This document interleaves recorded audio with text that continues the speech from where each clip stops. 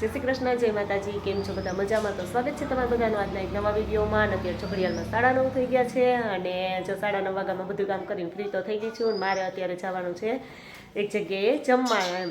અને મીસુબેન જો સવારમાં છે ને સ્કૂલે વહી ગયા છે. એને તો સ્કૂલે જવાનું જ હોય ને. અમારું બાજુનું ગામ છે ને ત્યાં આજે હનુમાન દાદાના મંદિરે પ્રાણ પ્રતિષ્ઠા ને એવું બધું છે. એટલે અમારા આજુબાજુના બધા જ ગામ છે ને ધુવાડાબંધ જમવાનું છે એમ.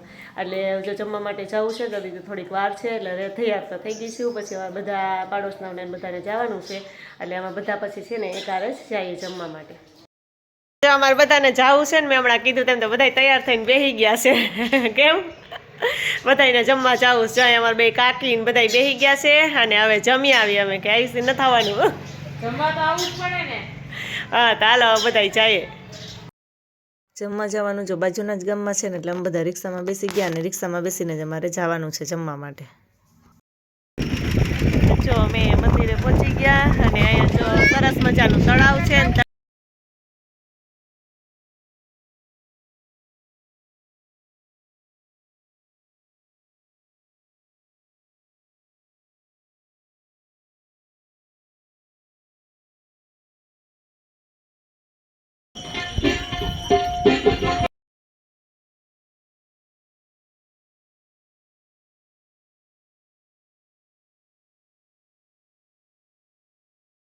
અને જો હવે જમવાનો ટાઈમ થઈ ગયો છે ને તો અમે બધા છે ને જમવા માટે લાઈનમાં ઊભી ગયા છીએ.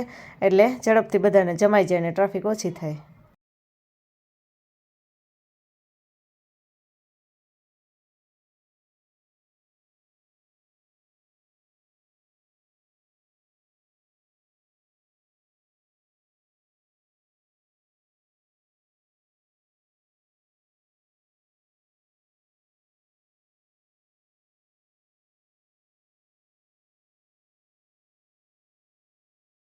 તો જો અત્યારે ઘડિયાળમાં 5 થઈ ગયા છે અને મીસુબેન જો સ્કૂલેથી આવી અને મીસુબેન તો સીધા ટ્યુશનમાં એને જવાનું હોય એટલે ટ્યુશનમાં આવી ગઈ છે. અને મારે જો નાસ્તો હવે પૂરો થઈ ગયો હતો અને મારા મીસુબેન અને પ્રિન્સભાઈને પ્રવાસમાં જવાનું છે. એટલે અત્યારે નાસ્તો બધો પૂરો થઈ ગયો તો અડદિયા બનાવ્યા હતા. અત્યારે સુધી હાલતા હતા. હમણાં 2 દિવસથી તો અડદિયા પૂરા થઈ ગયા છે એમ. તો જો ચેવડો પૂરો થઈ ગયો તો ચેવડો તો જો કે અમારે નકર હોય જ, પૂરો થઈ જાય એટલે પાછો બનાવી લેવાનો. તો ચેવડો બનાવો જ ને.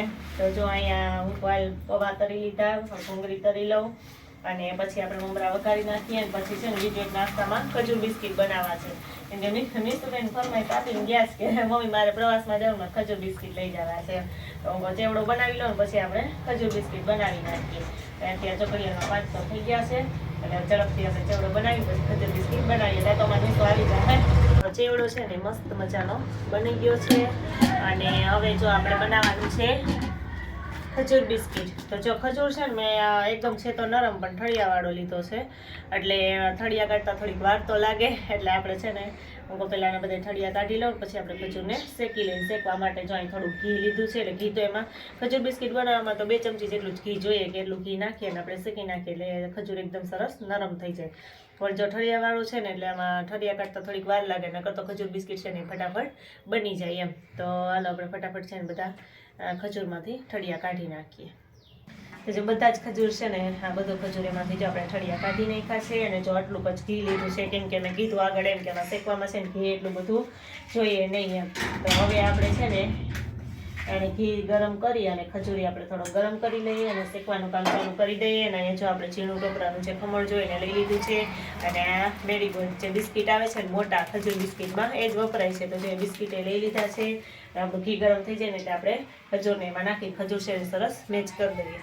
તો જો ખજૂર છે ને આપણો મસ્ત શેકાઈ ગયો છે અને એકદમ મસ્ત જો ઢીલો અને સરસ મેચ થઈ ગયો છે. અને હવે જો મેં કીધું હતું કે આ બિસ્કિટ આપણે લીધા છે તો બિસ્કિટ છે ને ભરવાનું કામ આપણે ચાલુ કરી દઈએ. એટલે મસ્ત આપણા ખજૂર બિસ્કિટ છે ને ઝડપથી બની જાય.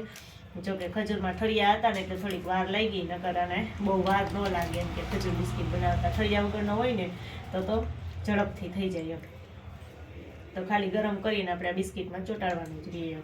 પણ ઠળિયા હતા એટલે થોડીક વાર લાગી. તો મસ્ત જો આપણું બિસ્કિટ બની ગયું છે. 3 બિસ્કિટ રાખી અને ફરતે ખજૂર લગાવી દેવાનું. હવે જો આપણે ટોપરાનું ઝીણું ખમણ લીધું હતું ખમણમાં લગાવી અને મૂકી દઈએ. પછી બધા જ આખા ભરાઈ જાય ને પછી આપણે એને વચ્ચેથી કટ કરી નાખીએ. ત્યાં સુધી આપણે બધા મૂકતા જઈએ. તો જો આપણા બધા બિસ્કિટ છે ને સરસ બની ગયા છે. હવે બધાને એકારે જો આપણે હવે ટોપરામાં લગાવી ટોપરું અને પછી રાખી દઈને આને છે ને અડધી કલાક ફ્રીઝરમાં રાખી દેવું એટલે સરસ કડક થઈ જાય ને પછી આના કટકા કરીએ ને તો ભાંગે નહીં, નકર અંદરથી બિસ્કિટ ભાંગી જાય એમ.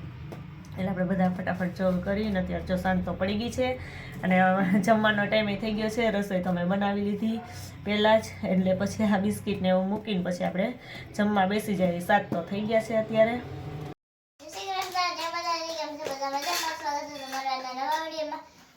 અત્યારે સાહેબ બ્લોગ ચાલુ કર્યો છે કારણ કે આખા દિવસમાં હું બ્લોગમાં આવી જ નથી. લટાનો બધાને જય શ્રી કૃષ્ણ કરું છું. કેમ છો? અને જો કાલે માં પ્રવાસમાં જવાનું છે એટલે બધી એની આટે વસ્તુ તૈયાર કર્યા છે. એકદમ મમ્મીએ ખજૂર બિસ્કિટ બનાવ્યા છે.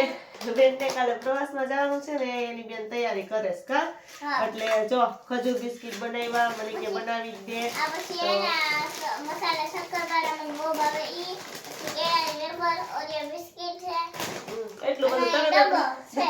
એમાં તમે બધી પણ પ્રવાસમાં જાવ તો એટલી બધી વસ્તુ લઈ જાવ છો કે નહીં કેજો. કા વિશુબેનને સવારે જવાનું છે, સાંજે આવતું રહેવાનું છે, પણ એને ખાલી એક દી હાટું જવાનું તો એટલી બધી વસ્તુ લઈ જવાની. હા તો એટલી બધી વસ્તુ કીધું નથી કે એટલી બધી વસ્તુ લઈ આવવાની છે. મારી બેનને કોઈ નાસ્તા લઈ આવવાના છે. અમારી બેનની છે ને ફરમાઈશ બહુ વધારે હોય કા.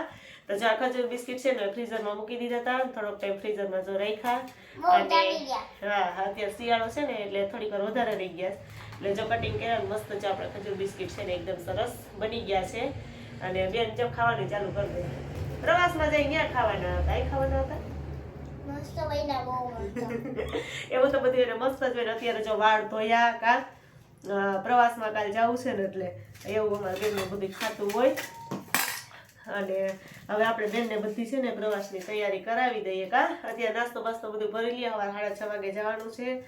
અને એમાં ખાવાનું કામ કરું. અને ઉઠશે નહીં મીસુબેન, તો મીસુબેનને હું વાત કરીશ પ્રવાસમાં નથી ચાલે કરું છું નહીં, હે. મારે જાવું જો કટિંગ કર્યા છે મેં એવી રીતે 4 કટકા કરીએ ને તો એ સરસ લાગે, ને આવી રીતે ખાલી આમ 2 કટકા રાખીએ ને તો મસ્ત લાગે ને એકદમ જો કેવા સરસ ડિઝાઇન વાળા લાગે છે એમ. તો હવે બધા હાલો આપણે કટ કરી લઈએ અને પછી મીસુબેનને એનો નાસ્તો ભરી દઈએ અને પછી મીસુબેન સવારે ઉઠીને વયા જાય પ્રવાસમાં કા. મીસુબેનને જો પ્રવાસમાં જવું છે ને તો આપણે બધું એનું તૈયાર કરી દઈએ. અને જો અહીંયા નાસ્તા બોક્સ લઈ લીધો કા, હવડો મોટો એટલું હમાય નહીં હમાય બેન, એટલે તો બધું લઈ જવું છું. કેળા વેફર ને એવું બધું મગાવ્યું હતું ને કે મારા નાસ્તામાં ઈ લઈ જવું છે એમ. એટલે જો બધું એ લઈને બેસી ગઈ, બધું કે એમાં હમાય નહીં કા. અને પછી જો કિટી બેગમાં નાસ્તા બોક્સ નાખી દઈએ, સવાર પાણીની બોટલ આપી દઈશ અને આ ખજૂર બિસ્કિટ ચોકટકા કરીને આપણે ડબ્બામાં ભરી દઈશું. અને આમાં જો સિંગ છે, સિંગ લઈ જાવીશ તારે હે? બધું લઈ જાઉં. બધું લઈ જાઉં તો કેટલું ખમાય વડાકડા પેટમાં. ખજૂર બિસ્કિટ, સિંગ જો આજ વખતે તો અમે બેકરીમાં કરાવી હતી, બહુ મસ્ત થઈ છે. ઘરે નથી, દર વખતે ઘરે કરીએ છીએ, આજ વખતે કરાવી હતી. જ્યાં સિંગ પણ છે કા. ખજૂર બિસ્કિટ એ સિંગ છે. કેવડો નહીં લઈ જવાનું હોય ને, નહીં, મસાલા શક્કરપારા કેવડો એને ભાવતો જ નથી એટલે એનો લઈ ઓરિયો જાય. બિસ્કિટ હે અને કેળાની વેફર. હા તો આટલું બધું મીસુબેન હાલ આપણે જે જોતું હોય પેક કરી દઈએ. 4-5 કિલો નાસ્તો મોકલાવું મારા વાલા. હા તો મોકલાવી દે ને બધે. નાસ્તો નહીં ખાલી ખજૂર બિસ્કિટે મોકલાવી દે ને, તું ન લઈ જાત એમ કરું હે. હે હા તો હાલો તો મીસુબેન મોકલાવી દેશો હો.